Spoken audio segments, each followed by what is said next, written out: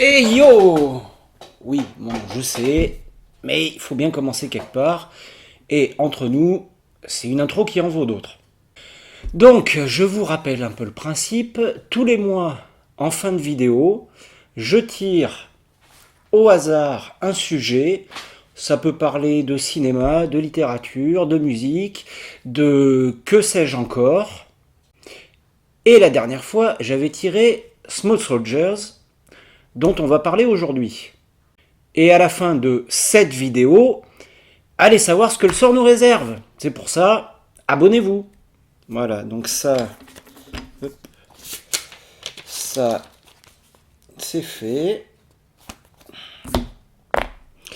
Bon, ceci étant dit, parlons aujourd'hui, voulez-vous, de Small Soldier, un film de la toute fin des années 90, réalisé par le très bon Joe Dante. Ou Joe Dante? Joe Dante. On va l'appeler Jojo. Et Jojo, à cette période, c'est déjà le papa du très bon Hurlement, que je vous conseille bien sûr, des excellents Gremlins 1 et 2, que je vous conseille aussi bien sûr, et du beaucoup trop méconnu The Burbs, que je vous conseille, il y en a qui suivent, ça fait plaisir. Donc c'est un mec bien. Et là, tout de suite, maintenant, dès à présent, la question que tout le monde se pose, c'est bien sûr, mais pourquoi diantre a-t-il décidé de mettre ce film précisément dans le chapeau? Eh bien, amis viewers, c'est une excellente question et je vous remercie de me l'avoir posée. Eh bien, à cette question, j'ai deux réponses.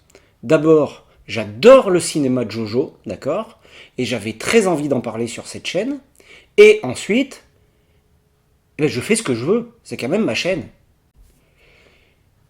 Mais il y a quand même une troisième réponse à cette question. C'est que Small Soldiers, c'est tout simplement un rêve de gosse. Imaginez 2 secondes que les jouets que vous aviez quand vous étiez gamin prennent soudain vie et fassent tous les trucs déments qu'on les voyait faire dans les pubs au moment de Noël. Eh ben c'est ce qui arrive dans Small Soldiers. Grâce à une micropuce de l'armée qui déconne un peu, on va pas se mentir. Et du coup, avec cette intro, est-ce que vous le voyez arriver, le papa des Gremlins, là? Un gamin qui devient, sans le savoir, le héros d'un film de Jojo, récupère les 10 jouets et se met en tête de les vendre dans le magasin de jouets local de son daron. Comme prévu, les jouets commencent à semer le Bronx en se foutant joyeusement sur la gueule. D'un côté, on a les commandos d'élite, une espèce de caricature de G.I. Joe surtostéroné pour qui tuer c'est respirer. Et de l'autre côté, on a les Gorgonites, une bande d'extraterrestres losers qui n'ont été créés que pour se faire bolosser par les commandos d'élite. Une sorte d'équilibre des forces à l'américaine, vous voyez. Et je pense que c'est un des tout premiers trucs que j'aime dans ce film. Les G.I. Joes, les commandos d'élite, sont clairement, dès le début, présentés comme les bad guys. Des bourrins bas de plafond, surarmés, et n'ayant en tête que de trucider la personne d'en face sans même savoir ce que c'est. Un peu ce qu'étaient les G.I. Joes à mon époque, finalement.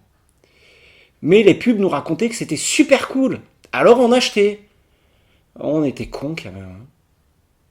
Ouais, on était cons.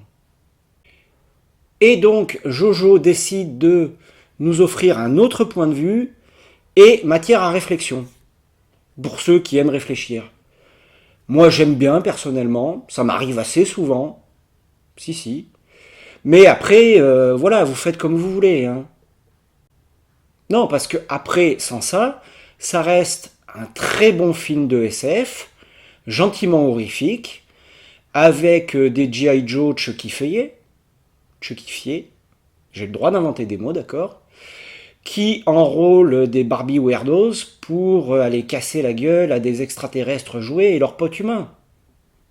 Voilà. Il y a Kristen Dunst dans une intrigue amoureuse.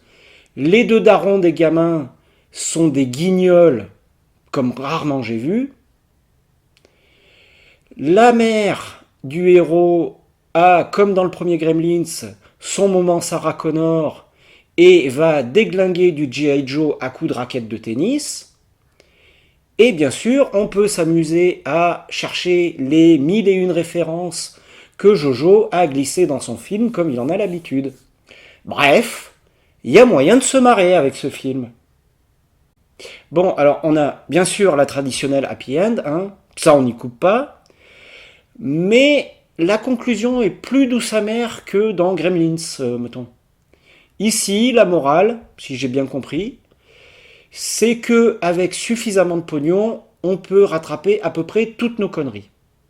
Donc, en clair, si vous voulez vivre heureux, ayez du cash. Et accessoirement, évitez de mettre des micropuces du département de la défense dans des jouets qui pourraient prendre vie et foutre la ruine autour de vous. À moins bien sûr de vouloir faire de ces jouets des armes pour renverser des gouvernements sud-américains. Là, c'est un autre truc. Bref, les Gorgonites, c'est les gentils, s'en sortent bien sûr à la fin. Les G.I. Joe sont décimés. Le héros emballe Kristen Dunst. Et c'est un très bon film de Joe Dante, que je vous conseille bien entendu. Et j'avais très envie d'en parler, parce que je le trouve assez méconnu.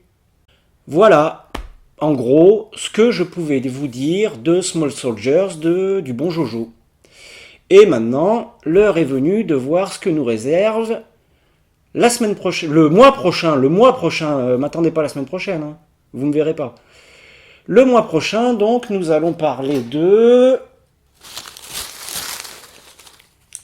Ouais, non, je le fais pas trop longtemps, parce que après c'est chiant. Donc, nous allons parler de... Bound, des encore frères Wachowski.